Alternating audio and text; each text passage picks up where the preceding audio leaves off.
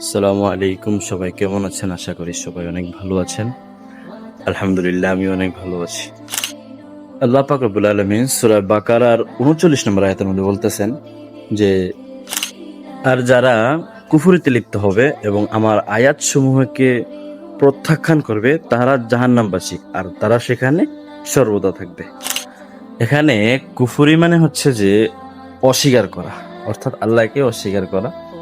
সে যদি মনেও রাখে, সে মুখে যদি অস্বীকার করে, সে কুফরি করলো। সে যদি মন থেকে অস্বীকার করে, সে কুফরি করলো। অর্থাৎ সর্বদা কুফরি করা, এটাকে কুফরি করা বলা হয়। আর যে আল্লাহর আয়াত সমূহকে প্রত্যাখ্যান করবে, অর্থাৎ আয়াত সমূহকে মানবে না, তাকে বলে। আর তারাই জাহান্নামবাসী হবে। অর্থাৎ আল্লাহ পাক রব্বুল আলামিনের দিল থেকে যেরকম ভাবে আল্লাহ পাক রব্বুল আলামিনকে স্মরণ রাখতে হবে, আল্লাহ পাক রব্বুল আলামিনকে বিশ্বাস করতে হবে, ওই রকম ভাবে মুখ থেকেও তাকে স্বীকারোক্তি দিতে হবে। আর যারা এটাই করবে না, যারা আয়াত সমূহকে অস্বীকার করবে, তারাই হবে জাহান্নামবাসী।